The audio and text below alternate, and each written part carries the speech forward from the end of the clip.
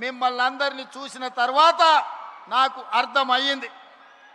చాలామంది మీడియా మిత్రులు ఈడ ఉండొచ్చు, లేదా హైదరాబాదు నగరంలో ఉండి చూస్తున్న మీడియా మిత్రులకు నేను ఒక అంశాన్ని గుర్తు చేయదలుచుకున్నా.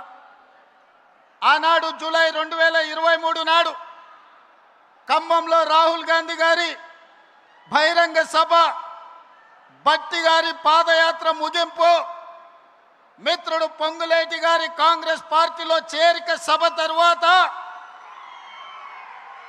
గాంధీ భవన్లో పాత్రికేయ మిత్రులు నన్ను కలిసిండ్రు.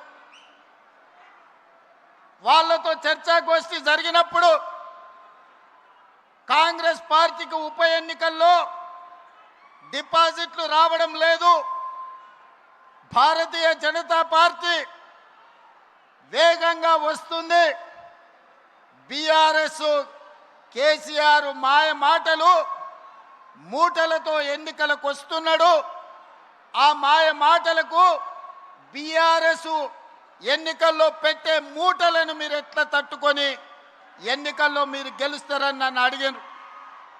ఆనాడు నేను ఒక్క మాట స్పష్టంగా చెబితే గుర్తుండదని పెద్దలు ఒక మాట చెప్పిండ్రు, సౌ బక్నా ఏక్ లిఖ్నా అని.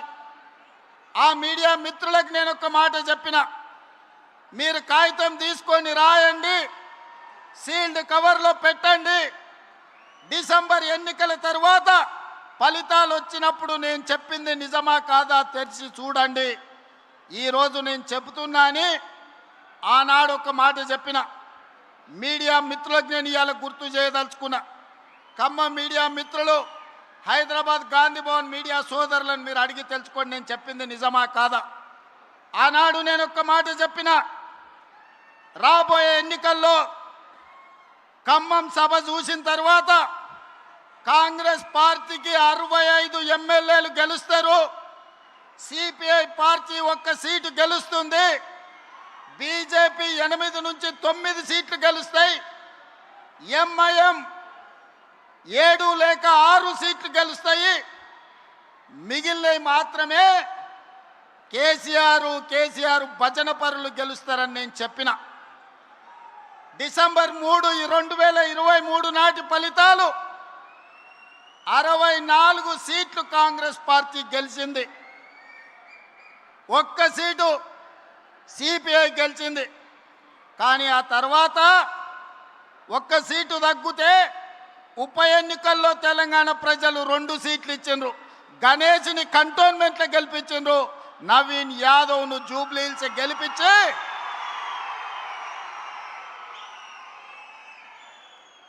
64 సీట్లను 66 సీట్లు చేసిరు. ఆనాడు నేను చెప్పిన జోస్యం, ఆ తర్వాత పార్లమెంట్ ఎన్నికలు వచ్చినప్పుడు సూటిగా చేవెళ్ళ గడ్డ మీద నుంచి సవాలు విసిరిన, కేసీఆర్ రాసి పెట్టుకో, పార్లమెంట్ ఎన్నికల్లో నీకు గుండు సున్నా, నీకు పంగనామాలు పెట్టిస్తే తెలంగాణ ప్రజలతోనని. పార్లమెంట్ ఎన్నికల్లో చెప్పింది చేసినాం, బీఆర్ఎస్కు గుండు సున్నా ఇప్పించినాం తెలంగాణ ప్రజలతోటి. సర్పంచ్ ఎన్నికల్లో 2/3 మెజారిటీ గెలుస్తామని చెప్పినాం. మున్సిపల్ ఎన్నికల్లో 85-90% గెలుస్తామని చెప్పినాం. ఆనాటి 2023 ప్రభుత్వ ఏర్పాటు నుంచి మొదలు పెడితే పార్లమెంట్ ఎన్నికలు కావచ్చు, పంచాయతీ ఎన్నికలు కావచ్చు, మున్సిపల్ ఎన్నికలు కావచ్చు, తెలంగాణ ప్రజలు కోరుకున్నదే, తెలంగాణ ప్రజల గుండె చప్పుడు ఇన్న ఈ ప్రజా ప్రభుత్వం చెప్పింది చెప్పినట్టుగా ప్రజా తీర్పుని ఇప్పించడం ద్వారా పాపాల బైరోడుని ఫామ్ హౌస్లో బంధించినాం. ఇక ఈ పశుపతికి విముక్తి లేదు, పాపాల బైరోడు ఫామ్ హౌస్లోనే బందీ అవుతాడని చెప్పిన మా నాడు. ఇవాళ మీడియా మిత్రులారా రాసుకోండి, ఖమ్మం జిల్లా చింతకాని మండలం వేదికగా లక్షలాది మంది ఖమ్మం బిడ్డల సాక్షిగా భవిష్యత్తు చరిత్రను, జరగబోయే కురుక్షేత్రాన్ని ఈ వేదిక నుంచే నేను చెప్పదలుచుకున్నా, కౌరవ వంశాన్ని సర్వం తెలంగాణ గడ్డ మీద నుంచి తొలగించే వరకు, కౌరవ వంశం అంటే కల్వకుంట్ల కుటుంబం, ఈ కల్వకుంట్ల కుటుంబాన్ని తెలంగాణ గడ్డ మీద రాజకీయ ముఖ చిత్రం నుంచి పాతాళానికి తొక్కే వరకు కాంగ్రెస్ పార్టీ కార్యకర్తలు విశ్రమించరు, ఒక్క క్షణము రెస్ట్ తీసుకోరు అని నేను మాట ఇస్తున్నా. మీడియా మిత్రులారా, ఈనాడు కేంద్రంలో జరుగుతున్న రాజకీయ పరిణామాలు మనం చూస్తున్నాం.